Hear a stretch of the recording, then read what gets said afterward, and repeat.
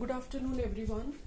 There were two questions pending from the chapter consumption function. So today I'm covering both those questions. So first question is that it is a question for 15 marks. That was what is the psychological law of consumption, in which we did its table and diagram, and then we make the relationship between income, consumption and saving, and then we have done with the propositions also. So you have written all these points in your notebook. So wherever we have done this chapter, so please note all these points into the 15 marks question. That is the what are the various implications of psychological law of consumption. So psychological law of consumption, which is also called as PLC, इसको मैं दोबारा से repeat कर देती हूँ.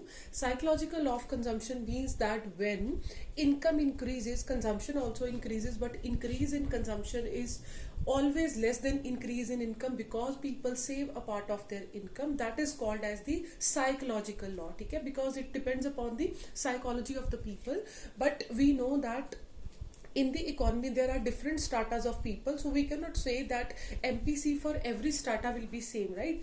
MPC for poor is very much high, whereas MPC for very rich people, that is very very low. So it depends upon the stratas of the economy and the income level of the people.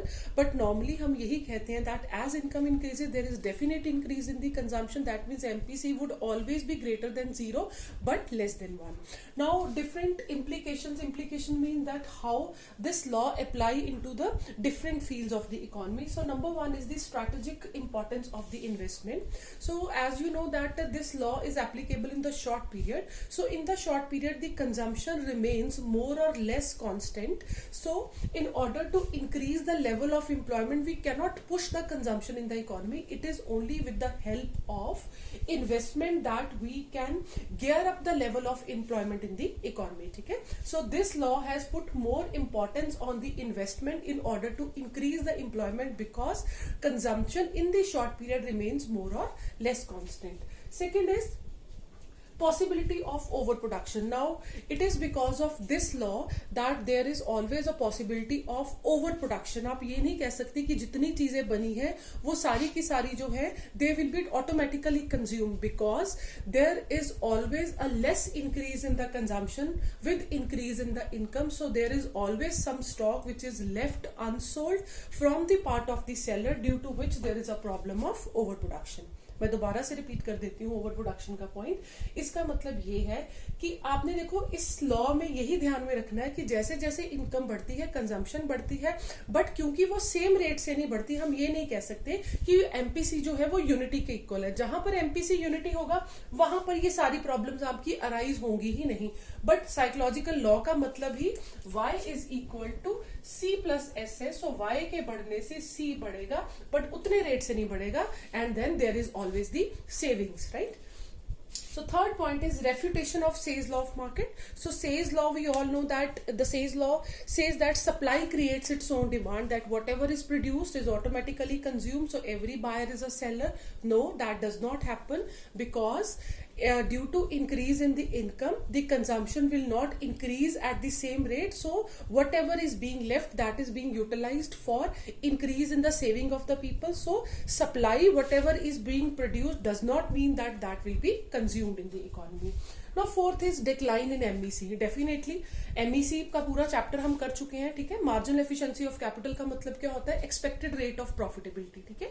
So profitability जो है वो decline किस reason से होगी? MEC जो है आपका क्यों कम होगा? अगर इनकम के इंक्रीज होने से कंजम्पशन आपकी उतनी नहीं बढ़ेगी, then there will be unsold stock. और अगर आपका स्टॉक जो है वो अनसोल्ड रह गया तो उसकी वजह से क्या होगा? स्टॉक अनसोल्ड की वजह से आपका प्रॉफिट डिक्लाइन होगा. प्रॉफिट के डिक्लाइन होने की वजह से आपका जो एक्सपेक्टेड रेट ऑफ प्रॉफिटेबिलिटी है that will be fall. Definitely income उतनी नहीं बढ़ी तो इनकम नहीं बढ़ी तो डिमांड उतनी नहीं राइज होगी, डिमांड नहीं राइज होगी तो प्रॉफिट नहीं बढ़ेगा, प्रॉफिट नहीं बढ़ेगा तो MBC will also start declining. Fifth one is called as the underemployment equilibrium. Now it is only because of this law, psychological law of consumption, that the equilibrium arises prior to the full employment situation, ठीक है? ये हमने Keynes की उसमें theory of employment में भी किया था, अंडर एम्प्लॉयमेंट इक्विलिब्रियम, जिसका मतलब क्या है कि आपकी जो एग्रीगेट डिमांड है उसमें डेफिशिएंसी रहती है, और उसके डेफिशिएंसी रहने के दो रीजन होते हैं. पहला कौन सा होता है कि आपकी जो इन्वेस्टमेंट है, there is a fall in the investment because of decline in the MEC, and second is that the consumption is falling, not falling, but consumption is not increasing in the same rate as the income increases. So because of these two reasons, the aggregate demand curve matches to aggregate supply curve prior to the level of full employment, that is called as under employment equilibrium, जो हमने Keynes की employment के diagram में भी किया था. ठीक है. Then comes to over saving gap. Now over saving gap जो है, ये हम ये तो नहीं कह सकते कि इंडिया में ये होता है. ठीक है. This is basically in the very very developed economies that when the income starts increasing then saving starts accumulating. People after reaching to the level of consumption, the standard of living, they started saving more instead of consuming. ठीक है ना. जब आपकी basic needs पूरी होगी, आपने एक अच्छा घर बना लिया, आपके पास सारी नेसेसिटी की सब सारी चीजें हैं, even then if you are having a more flow of income, then what will you do? You will make saving. ठीक है. सेविंग चाहे फिर वो आप अपने किसी गोल्ड के फॉर्म में करो, कहीं शेयर्स की फॉर्म में करो, या फिर आप रियल एस्टेट की फॉर्म में करो, but there will be accumulation of saving with rise in the income. That is called as the over saving gap. ठीक है.